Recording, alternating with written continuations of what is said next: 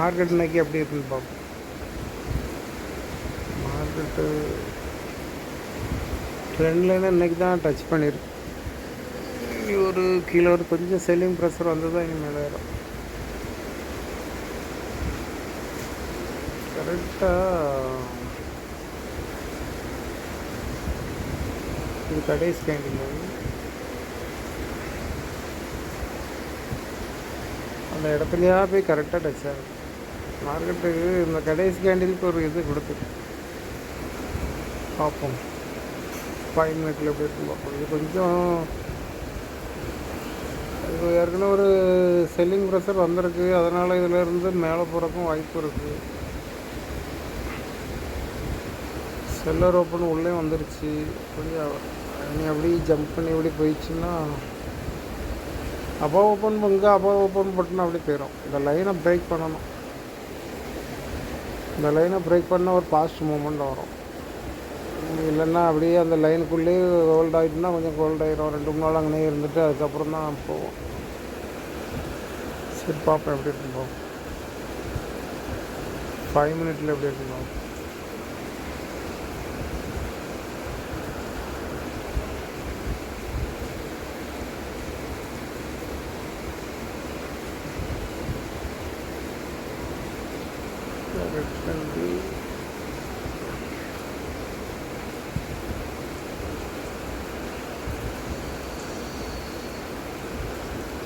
Market கேப்பப்போ open ஆகுது. ஒரு spinning top போட்டிருக்கான்.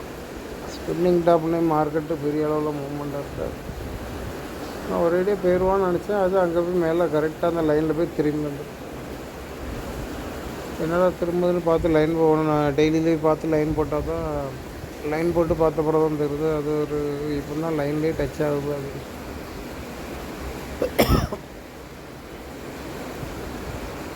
இதில் ஒரு என்ட்ரி போட்டுக்கலாம். ஃபஸ்ட் என்ட்ரி மார்க்கெட்டு இதில் போய் திரும்புறதுக்கு பதிலாக இதில் இருந்து திரும்பி இருக்கணும். அப்போ கொஞ்சம் நல்லா சூப்பராக இருந்திருக்கும். ஒரு என்றைக்குமே ஒரு ஸ்பின்னிங் டாப் போட்டுச்சுன்னா மேலேருந்து கீழே இறங்கி இந்த இடையிலலாம் திரும்பக்கூடாது. இந்த ஃபுல் பேக்கு போச்சுன்னா மட்டும் சூப்பராக போகும். இல்லைன்னா இப்படி தான் ஹோல்ட் ஆகிட்டு நடக்கும். இதில் இறங்கி இதில் டபுள் டாப் எடுத்து டபுள் பாட்டம் எடுத்து மேலே போகிறது தான் இதில் கிடந்து அப்படியே ஹோல்டாகி கரைச்சி எவ்வளோ நேரம் ஹோல்ட் ஆகிறது யாரெல்லாம் வெயிட் பண்ணாங்களோ தெரில.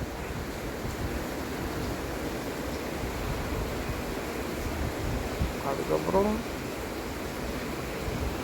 எதுலேருந்து மூவ் ஆகுதுன்னா இது கடைசி கேண்டில் அதுக்கு மேலே ஒரு பையர் வருது. இதே மாதிரி இது எங்கேயும் வரல. அந்த மாதிரி பாருங்களா.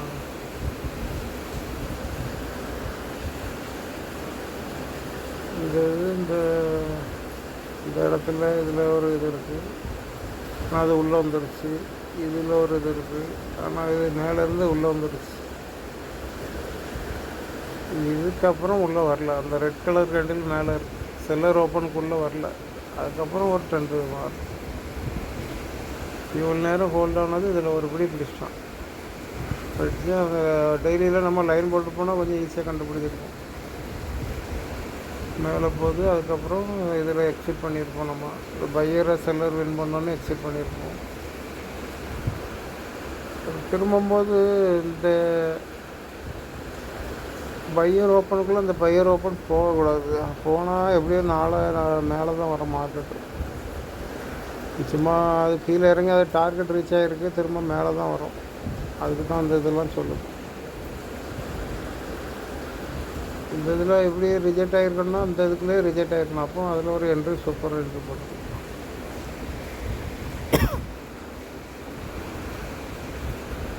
இந்த கேண்டிலுக்கு அப்புறம் வந்து என்ட்ரி போட்டுருக்கோம்.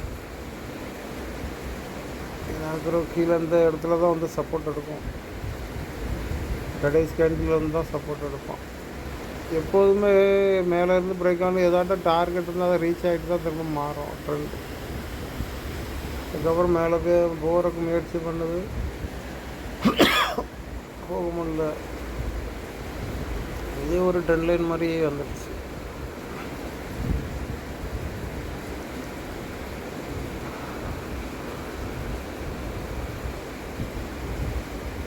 எப்படியும் கீழே தான் போவான்ட்டு ஒரு இது போட்டது, ஒரு ஸ்ட்ரக்சர் ஒன்று போட்டு விடணும், ஒரு ஸ்ட்ரக்சர் இருந்தால் போட்டு விடணும் அப்படின்னு.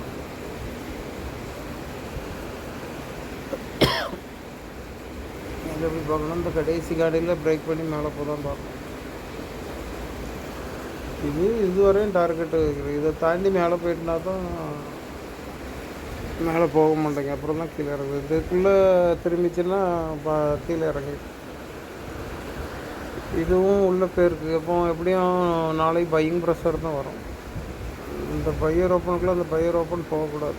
இந்த கேண்டில் ரிஜெக்ட் ஆகிருக்குல்ல, அதுலேருந்தே கீழே வந்திருக்கணும். எக்ஸ்ட்ரா ஒரு கேண்டில் உள்ளே வச்சுட்டு நாளைக்கு பையாக போகுதுன்னு சொல்லுது. இதில் இந்த பையர் செல்லர் வின் பண்ண அப்புறம் இதில் என்ட்ரி போட்டுக்கலாம். இந்த கேண்டில் க்ளோஸ் கொடுத்த அப்புறம் என்ட்ரி போட்டுக்கலாம்.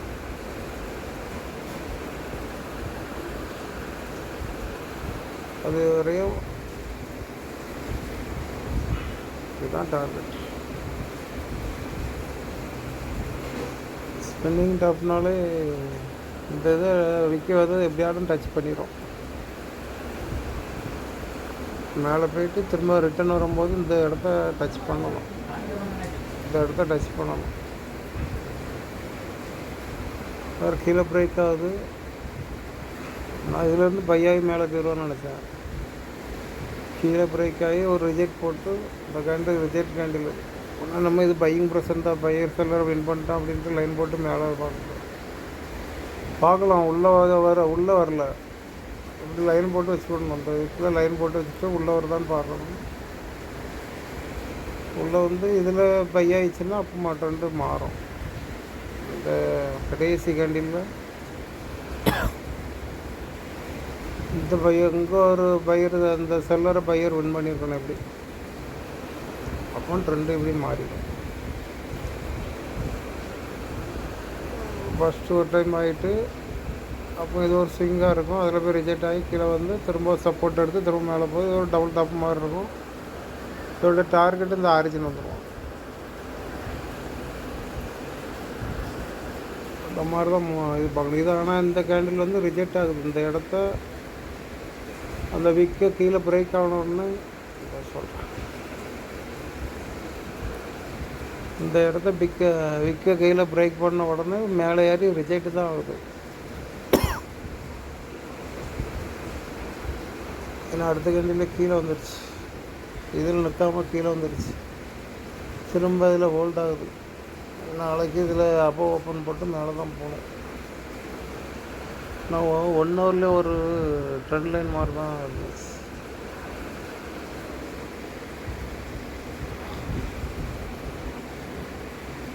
அப்படி சும்மா இருக்கும்போது மார்க்கெட்டு ஹோல்டாகி எங்கே திரும்புதுன்ட்டு நம்ம அதை பார்த்துக்கிட்டே இருக்கணும். அப்போ தான் நம்ம கண்டுபிடிக்கணும். இது ஒரு திரும்புகிற இடம் தான், அந்த இடம் வந்து திரும்புகிற இடம் தான். ஒன்றுங்க வந்து திரும்பவும் இல்லைன்னா இந்த இதுலேயே திரும்பி போயிடும். கரெக்டான இடத்துல தான் இருக்குது. அப்போ ஓப்பன் போட்டு இங்கே கீழே ஓப்பன் போட்டோன்னா அப்போ கீழே கொஞ்சம் தூரம் செல்லிங் வந்து அதுக்கப்புறம் தான் மேலே.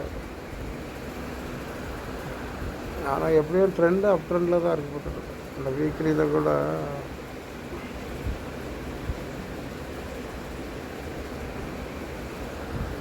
போன வாரத்துக்கு இந்த வாரம் மேலே தான் போயிருக்கு. ஏன் ஹோல்ட் ஆகுதுன்னா இதெல்லாம் ஸ்பின்னிங் டாப். இந்த இடத்த கொஞ்சம் பிரேக் பண்ணி மேலே இந்த இதை தாண்டி போக வரையும் கொஞ்சம் கஷ்டமாக தான் இருக்கும். அப்போ ஒரு லைன் போட்டு பார்க்க வேண்டியது. 78,370 தாண்டி போக வரையும் கொஞ்சம் பிரேக் அப்படி ஹோல்ட் ஆகி தான் போயிடும். ஆனால் இதில் 2 ஸ்பின்னிங் டாப் வந்துருக்கு. இப்படி கீழே விற்கி மேலே விற்கி உள்ள இடத்தெல்லாம் அவ்வளோ ஈஸியாக கொஞ்சம் பிரேக் பண்ணுற கஷ்டப்படும். இந்த மாதிரி சிங்கிள்னால் ஒரு ஆட்டியோடு அப்படி போயிடும். இந்த மாதிரி உள்ளதை கொஞ்சம் கரெக்ட் பண்ணணும். இந்த இதெல்லாம் வின் பண்ணல, இது கடைசி கேண்டில் இன்னும் வின் பண்ணல.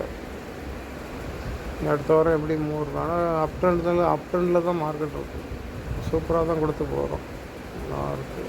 இந்த கடைசி கேண்டில் இவன் தான். இதை கீழே பிரேக் பண்ணல, கீழே பிரேக் பண்ணால் தான் கஷ்டம். மேலே போய்ட்டு திரும்ப கீழே வந்துடும். கீழேன்னா இது நல்ல சூப்பராக மேலே போகும். சரி, இப்படி பார்த்து என்ன இருந்தாலும் 5 மினிட்ல எப்படி இருக்குன்னு பார்த்து அதை பார்த்து எடுங்க. அதுக்காண்டி நாளைக்கு அப் ட்ரெண்டாக தான் இருக்க போகுது அப்படி இப்படின்லாம் நினைக்காங்க. என்ன ட்ரெண்டாக இருந்துட்டு போட்டுருக்கோம். மார்க்கெட் ஓப்பன் ஆனோடனே மேலே அப் ட்ரெண்டாக இருந்தால் மேலே எங்கே ஸ்விங் இருக்குன்னு பார்த்து போயிடுங்க. டவுன் ட்ரெண்டாக இருந்தால் கீழே எங்கேருந்து போய் திரும்பும் அப்படின்னு பார்த்து திரும்புகிற இடத்துலையா பை பண்ணுங்கள். அதுதான் அவங்க சேஃபாக இருக்கும். சும்மா சும்மா இடையில எடுக்காங்க. அது வந்து ஃபெயிலியர் பண்ணி விட்ரும். அந்த ஒரு ட்ரேடு மட்டும் எடுத்துகிட்டு போயிடும். எப்போதும் மார்க்கெட்டில் இருக்கணும்னு பார்த்துக்கிட்டு இருக்கணும்னு நினைக்கிறேன். பார்த்துக்கிட்டு இருந்தாலே நம்ம கை சும்மா இருக்காது. ஏன்னா மார்க்கெட் எப்போதும் என்ட்ரி கொடுக்குற மாதிரியே வர முடியும். இதிலெல்லாம் நிறைய ஒரு லாஸ் பண்ணியிருப்பாங்க.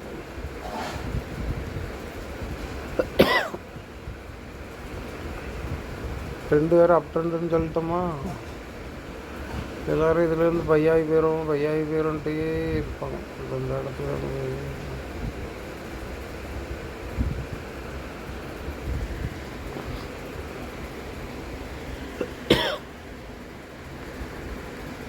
இதில் இந்த கேண்டிலுக்கு அப்புறம் கன்ஃபார்மாக திரும்பிடும்னு தெரியல. ஏன்னா ரிஜெக்ட் போட்டு வரணும். இந்த கேண்டில் கடைசி கேண்டில் இந்த பையர் ஓப்பனுக்குள்ளே இந்த பையர் வரல.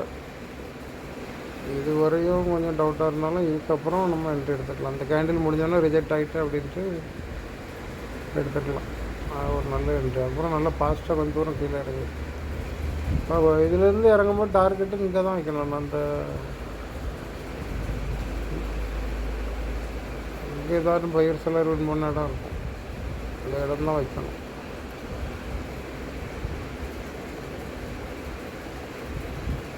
இது வைக்கணும். அதை பிரேக் பண்ணி கீழே வந்துச்சுன்னா கடைசி கேண்டில் இதில் தான் வைக்கணும்.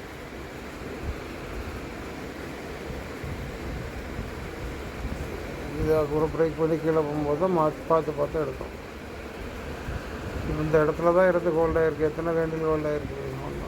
2 4 5 கீழே ஹோல்ட் ஆகிருக்கு. இந்த இதெல்லாம் இனி ஹோல்ட் ஆகுனாலே ஒன்று ட்ரெண்டு மாறுறதுக்கு தான் ஹோல்ட் ஆகும். அதுக்கப்புறம் கீழே பிரேக் ஆகுதா மேலே பிரேக் ஆகுதுன்னு பார்க்கலாம். ஆனால் இது ட்ரெண்டு ஹோல்ட் ஆகுறது அப் ட்ரெண்டுக்கு தான் ஹோல்ட் ஆகிட்டுருக்கு. பாப்பா எப்படி நான் திங்களாமல் அப் ட்ரெண்டில் தான் இருக்கும். ஏன்னா ட்ரெண்டு அப் ட்ரெண்டில் தான் இருக்குது. பயப்பட வேண்டியதில்லை. யாரும் ஒரு 2 வாரம் 3 வாரத்துக்கு தள்ளி ஹோல்டு பண்ணி வைக்கணும்னா வைக்கலாம். அந்த பிரேக் அவுட்டை ஆன பிறகு ஹோல்டு பண்ணி வைங்க. நல்லா ஃபாஸ்ட்டாக ஒரு குயிக்காக ஒரு ப்ராஃபிட் கிடைக்கும். டெய்லியில் உள்ள இந்த இதை பிரேக் பண்ணணும். ட்ரெண்டில் இன்னும் பிரேக் ஆகிறது அவ்வளோ ஈஸி கிடையாது.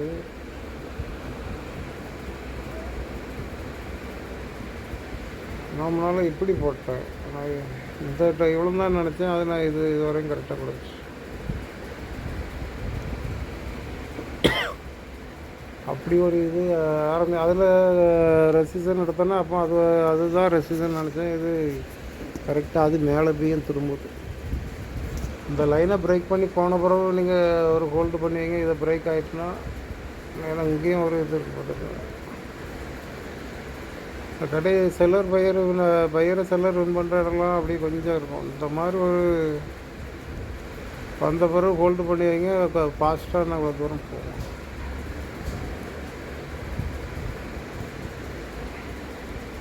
ஏன்னா இதில் இவ்வளோ தூரம் ஹோல்ட் ஆகிட்டே தான் இருக்குது. இதை பிரேக் பண்ண பிறகு ஃபாஸ்ட்டாக தான் போகும். இந்த இதெல்லாம் பிரேக் பண்ணி மேலே போனாலும் போயிடும்.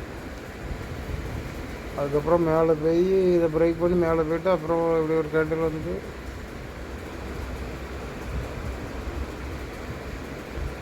அப்புறம் கீழே ஒரு இந்த இடத்த ஒரு டார்கெட்டை ரீச் ஆகிட்டுனா அதுக்கப்புறம் அதில் கீழே ஒரு செல்லிங் ப்ரெஷர் வந்து அந்த இடத்த திரும்ப ஒரு டச் பண்ணிட்டு தான் அப்புறம் மேலே போவோம். கண்டினியூவாக போயிடாது. அதுக்கு முன்னாடியே இப்படி திரும்பிட்டுனா அப்போ இந்த திரும்ப ஒரு கீழே ஒரு இப்படி அதுக்கு முன்னாடியே இப்படி திரும்பிடுச்சுன்னா அப்போ இங்கே வரை வந்துடும். எந்த ட்ரெண்டு எங்கே பிரேக் ஆச்சு அவ்வளோ தூரம் இறங்கி தான் திரும்ப ஏறும். வந்து திரும்ப கீழே வந்து மார்க்கெட்டு மேலே போகிறதுக்கு அதுக்கு ஒரு சப்போர்ட்டு கிடைச்சிக்கிட்டே இருக்கணும். அப்போ தான் அது மேலே போவோம். இந்த மாதிரி நடக்கும். இந்த பிரேக் ஆன இடத்துல வந்து இறங்கிட்டு தான் திரும்ப மேலே போவோம். ஒன்று அதை பிரேக் பண்ணி மேலே போச்சுன்னா அப்படி போவோம். இல்லை அதுக்குள்ளே பிரேக் ஆகிடுச்சுன்னா அதுக்குள்ளே போய் நின்றுச்சுன்னா திரும்பிச்சுன்னா அப்போ கீழே இறங்கி வந்து திரும்ப மேலே அப்புறம் தான் போவோம். இந்த இது பிரேக் ஆன பிறகு ஒரு ஹோல்டு பண்ணால் எவ்வளோ தூரம் டார்கெட் வச்சு ஒரு ட்ரேட் எடுக்கலாம். நல்லா எவ்வளோ பாயிண்ட் வரும், எப்படியும் 1000 பாயிண்ட் கிடைக்கும். இதெல்லாம் 1250 கிட்ட இருக்குது. இருந்தாலும் ஒரு 1000 பாயிண்ட்டு சூப்பராக கேட்ச் பண்ணலாம். ஒரு 3 வாரத்துக்கு தள்ளி வச்சு அப்படியே ஹோல்டு பண்ணி வச்சுக்க வேண்டியது. டார்கெட்டு போனால் ரீச் ஆனால் எக்ஸிட் பண்ண அதுக்கு திரும்ப கீழே இறங்கி தான் ஏறும். அதை வெயிட் பண்ணுறதுக்கு பதிலாக அதுக்கப்புறம் திரும்ப ஒரு ட்ரேடு போட்டு இந்த மாதிரி பார்த்து ட்ரேட் எடுக்கணும்.